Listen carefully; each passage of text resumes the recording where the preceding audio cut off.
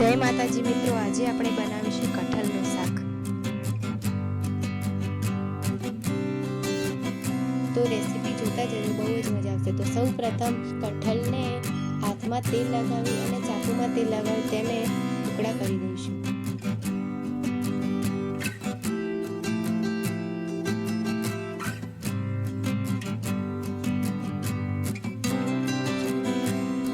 આપણે આવી રીતે ટુકડા કરી દેવાના છે। તેના ટુકડા થઈ જાય પછી તેની છાલ કાઢી લઈશું આપણે।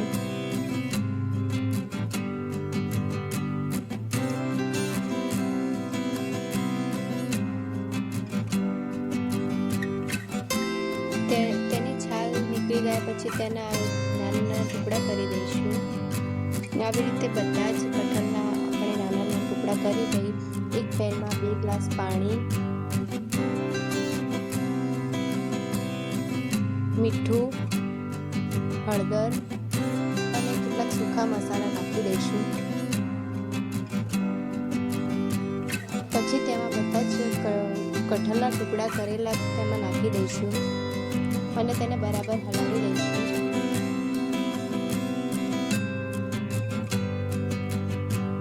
પછી ડુંગળી કટિંગ કરી દઈશું, લસણ અને મરચાંની પેસ્ટ બનાવી દઈશું। તમે જોઈ શકો છો। બરાબર ખાંડી લઈશું। ત્યાં સુધીમાં આપણું કઠલ પણ એકદમ બફાઈ ગયું હશે।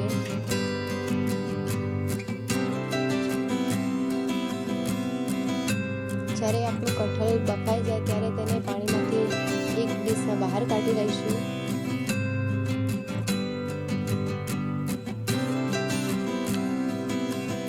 પછી એક પેન લઈ તેમાં 3 મોટી ચમચી તેલ લઈશું।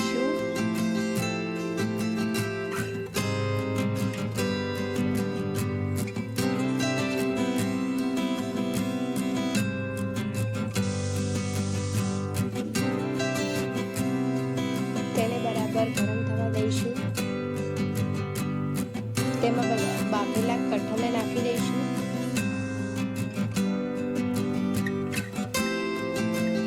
અને તેને બરાબર હલાવી દઈશું।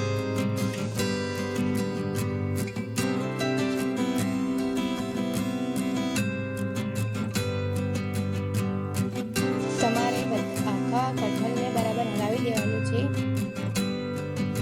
તેથી આખો કઠલ સુધી તેલ પહોંચી જાય।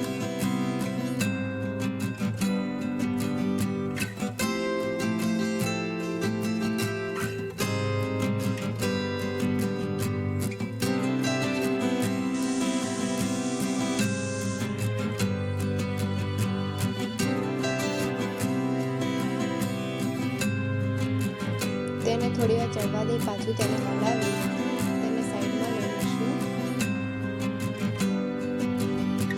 પછી આપણે એક તપેલી લઈ લઈશું। મેં અહીંયા એક માટીની તપેલી લીધી છે, તેથી આપણા કઠલના શાકનો સ્વાદ એકદમ મસ્ત આવે અને ખાવામાં પણ ખૂબ જ ટેસ્ટી બને। પછી તેમાં તેલ નાખશું। આપણે તેલની માત્રા થોડી વધારે રાખવાની છે, તેથી કઠલના શાકનો ટેસ્ટ બહુ જ મસ્ત આવે। પછી તેમાં જીરું, હિંગ,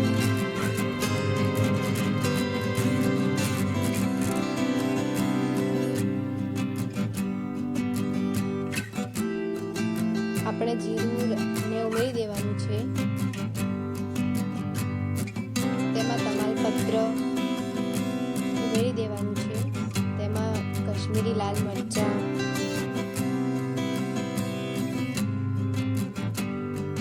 તેને બરાબર ગરમ થવા દઈશું। પછી તેમાં કટિંગ કરેલી ડુંગળી નાખશું અને તેને બરાબર હલાવી દઈશું।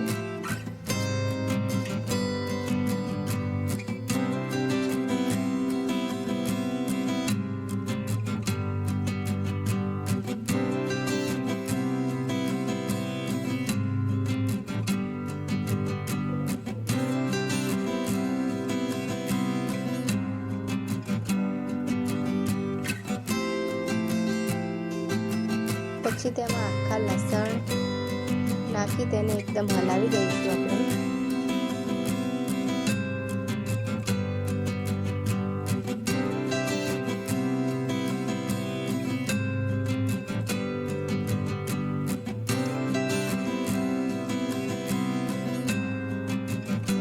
પછી આપણે બનાવેલી પેસ્ટ લસણ અને મરચાંની તે તેમાં ઉમેરી દઈશું અને તેને બરાબર મિક્સ કરી દઈશું.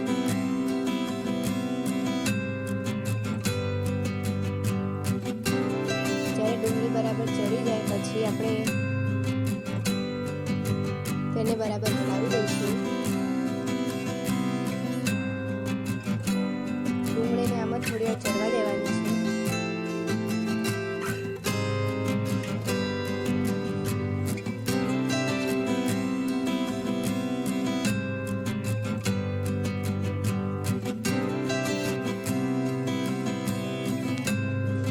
તેમાં લાલ મરચું સ્વાદ પ્રમાણે, તમારે જો મોળું રાખવું હોય તો થોડું નાખવાનું, જો તીખું રાખવું તો વધારે માત્રા રાખવાની મરચાંની.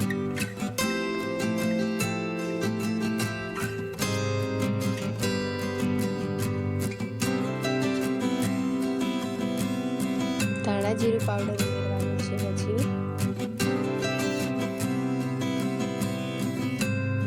હળદર ઉમેરવાની છે. સ્વાદ પ્રમાણે મીઠું ઉમેરવાનું છે. પછી તેને બરાબર મિક્સ કરી દેવાનું છે.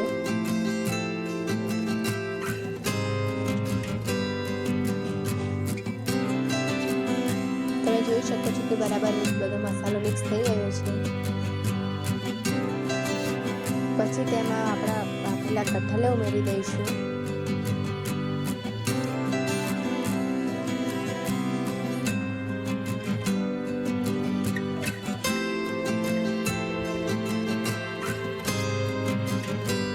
આવી તમારે બધા જ કઠોળને ઉમેરી દેવાના છે.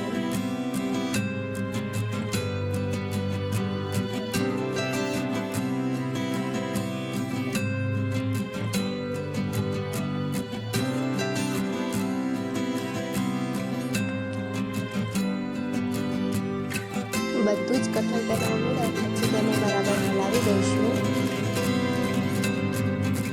તેને સરખી રીતે મિક્સ કરી દઈશું.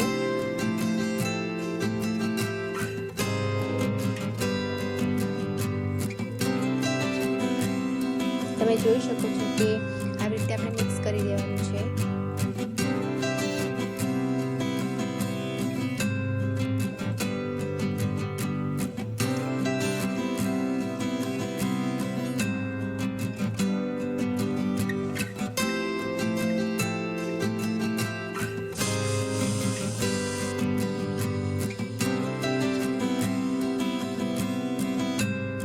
હવે તેમાં થોડું પાણી નાખી તેને બરાબર હલાવી દઈશું.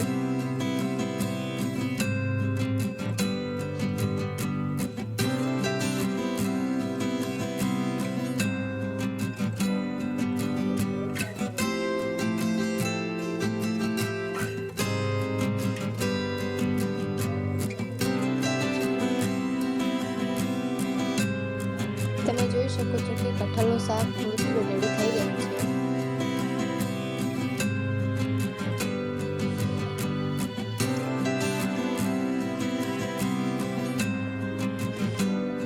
તેના પરથી ઢાંકી ડીશ લઈ તેને થોડી વાર આવી રીતે જ પાકવા દઈશું. અને તમે જોઈ શકો છો કે આપણું કઠોળનું શાક રેડી થઈ ગયું છે.